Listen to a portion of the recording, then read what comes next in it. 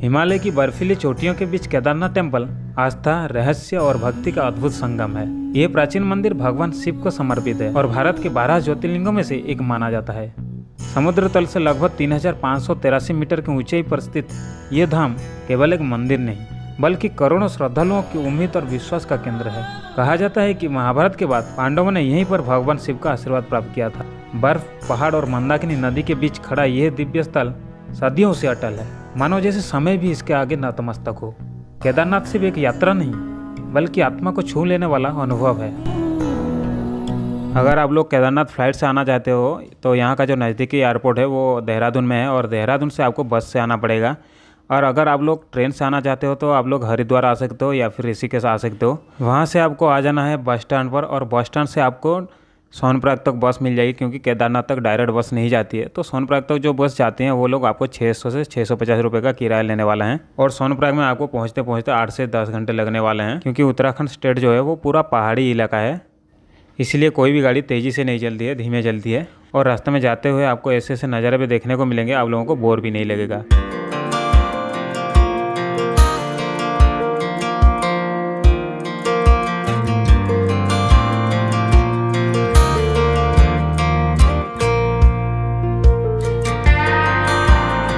तो अभी हम लोग जाने के रास्ते में खाने के लिए कुछ देर रुके हैं, जो कि गंगा नदी दर्शन भी हो सकता है यहाँ से।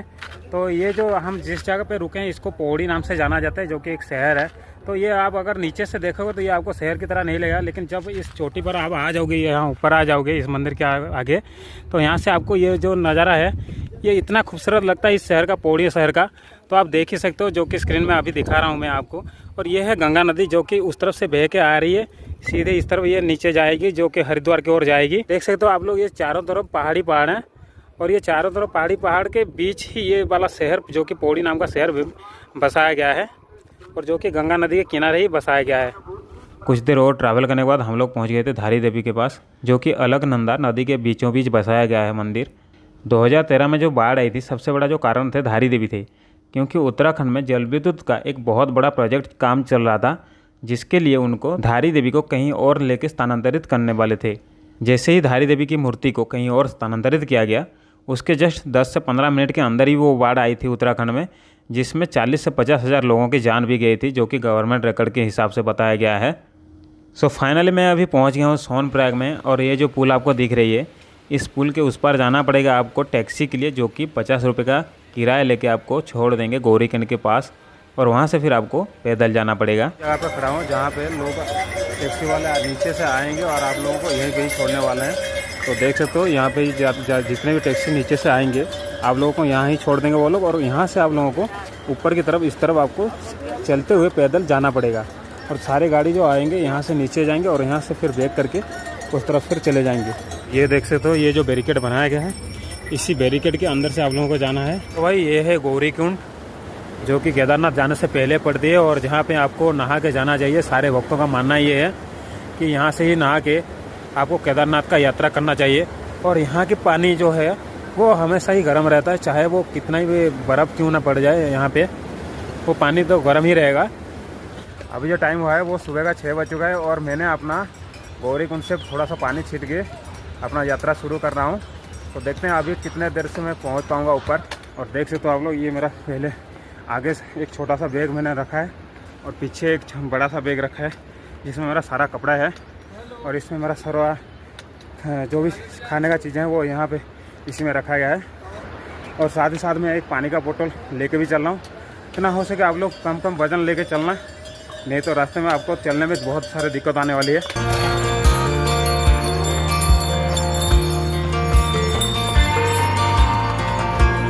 अभी 7 बज चुके हैं और देख सकते हो केदारनाथ जाने के लिए अभी भी और 14 किलोमीटर बाकी है। यानी कि 6 बजे से 1 घंटे में सिर्फ 2 ही किलोमीटर मैं चल चुका हूँ ऊपर। ट्रैक के हिसाब से 16 किलोमीटर है, तो अभी 1 घंटे में 2 किलोमीटर, यानी कि और 14 किलोमीटर के लिए 7 घंटा लगने वाले हैं मेरे को।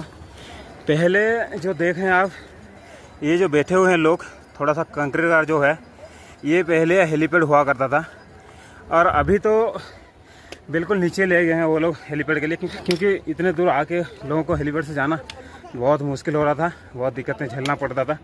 तो इसी वजह से उन लोगों ने नीचे की तरफ ले गया अपने हेलीपैड को, जो कि बहुत सही भी है। क्या नाम है आपकी? मेरा नाम को सुरबीर साई। सुरबीर साई ना, बहुत सही। वीर साई ना, हाँ वीर। तो मैं चलते हुए एक और भाई को मिल गया था, जो कि नेपाल के रहने वाले हैं, और वो अभी 1 महीना ही हुआ है जो कि अपना ब्लॉग शुरू किया है, जिनका नाम वीर है, जो कि नेपाल से हैं और हमारे साथ रास्ते में ही मिले थे। भाई थोड़ा सा हाय कर देना। चलो भैया, मिलके बहुत खुशी है। बहुत खुशी हुआ, बहुत आपको मिलके इधर इतना खुशी होगी पता नहीं चल रहा है इधर से। पूरे रास्ते आपको ऐसे खाने के लिए बहुत सारे शॉप मिल जाएंगे, और ऐसे फ्री टॉयलेट भी मिल जाएगी, जो कि गवर्नमेंट की तरफ से बनाई गई है, जो कि निःशुल्क होता है। देख सकते हो, कुछ भी आप खाने के लिए चाहो तो मिल सकता है आपको, लेकिन ज़्यादा रेट मिलेगा आपको। यानी कि जो आप चीज़ आपके वहाँ 5 रुपये की मिलता होगा, तो यहाँ पे उसका 2 गुना या फिर 3 गुना आपको देना पड़ेगा। ये हमारा जाओ नहीं ज़्यादा होना।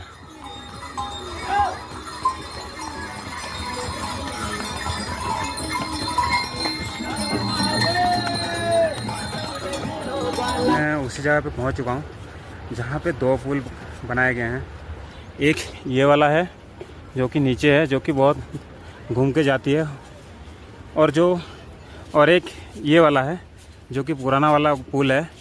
पहले 2013 से पहले इसी रास्ते से सब लोग आना जाना करते थे, और 2013 के बाद जब बाढ़ आई उसके बाद ये वाला पुल बनाया गया, नया वाला, जो कि घुमा के बनाया गया है। उस देख पा रहे होंगे। तो आप जब भी आएंगे केदारनाथ, तो इसी रास्ते से शॉर्टकट लेके जाना चाहिए आपको, जबकि आपको थोड़ी सी कम भी पड़ेगी रास्ता।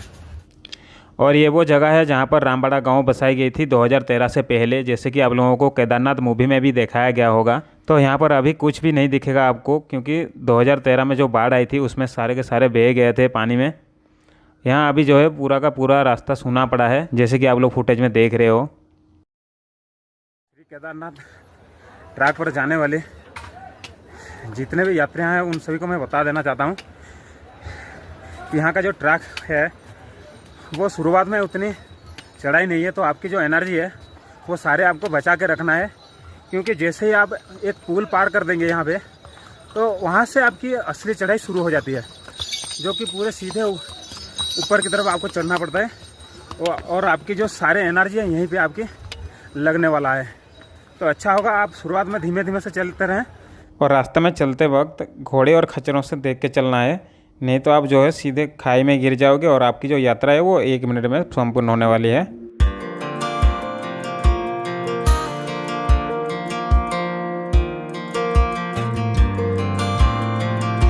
केदारनाथ तक पहुंचने के लिए आपको गौरीकुंड से हेलीकॉप्टर की भी सुविधाएं मिल जाती है, जो कि आपको आना और जाने के लिए 7,000 रुपये लगने वाला है पर पर्सन, जिसके लिए आपको 10 से 15 दिन से पहले बुकिंग करना पड़ता है।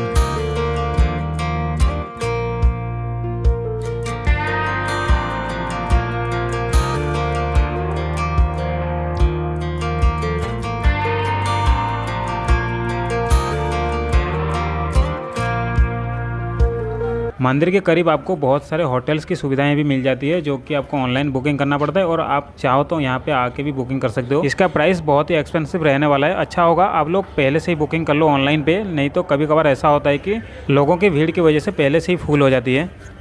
अगर आपको होटल्स नहीं मिल रहा है तो आप लोगों के लिए एक और ऑप्शन है, जो कि टेंट की है, जो कि आपको पर पर्सन 500 से 800 रुपये तक वो लोग चार्ज करेंगे, और उसमें आपको लाइट और मोबाइल की चार्जिंग के लिए भी सुविधा दे दिया जाता है।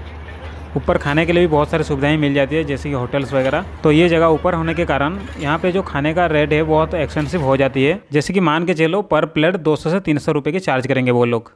और अगर आप चाहो तो यहाँ पे 2 महीने के लिए भंडारा भी चलता रहता है, जहाँ पे आप आके प्रसाद पा सकते हो। लेकिन हाँ, एक बात बता दूँ आपको, प्रसाद लेने के बाद कुछ डोनेशन कर देना, जैसे कि ये भंडारा और भी चलता रहे।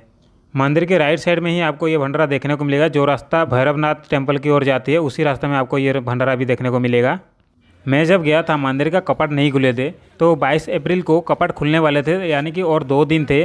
तो आज ठाकुर जी का डोली भी आने वाली थी, शिव जी का, और इसीलिए इतने ज़ोर शोर से तैयारियां भी चल रही थी मंदिर को खूबसूरत तरीके से एक बार और सजाने के लिए। केदारनाथ आने के लिए सही समय जो है अप्रैल में और सितंबर अक्टूबर है। और अक्टूबर में ये मंदिर 6 महीने के लिए बंद हो जाती है दिवाली के बाद, क्योंकि यहाँ पे बहुत ज़ोर से बर्फ़बारी होती है और तापमान जो है -डिग्री पे चली जाती है, इसलिए मंदिर को बंद करना पड़ता है 6 महीने के लिए। और जून जुलाई बारिश के समय भी मंदिर को खुला रखा जाता है, लेकिन यहाँ आना सेफ नहीं होता क्योंकि लैंडस्लाइड भी बहुत सारे होते रहते हैं रास्ते में। सबसे इम्पोर्टेंट चीज़ है, आप अपने साथ सर्दी से बचने के लिए जैकेट वगैरह ले लेना अपने साथ, और रेनकोट भी एक ज़रूर ले लेना, क्योंकि यहाँ का जो मौसम है वो कभी भी बदल सकती है।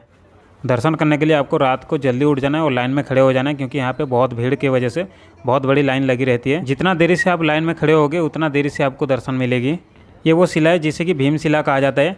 2013 पे जब केदारनाथ पे बाढ़ आई थी, बहुत तेज़ पानी के प्रभाव से मंदिर को टूटने का भी आशंका था, लेकिन ये जो बड़ा सा चट्टान आप देख रहे हो ये कहीं से आ जाता है और मंदिर के बिल्कुल पीछे ही रुक जाता है, जिसके वजह से पानी जो है 2 भाग में डिवाइड हो जाता है और मंदिर को कोई भी नुकसान नहीं होता है। उसी दिन से इस शिला को भीमशिला का नाम दर्जा दिया गया है।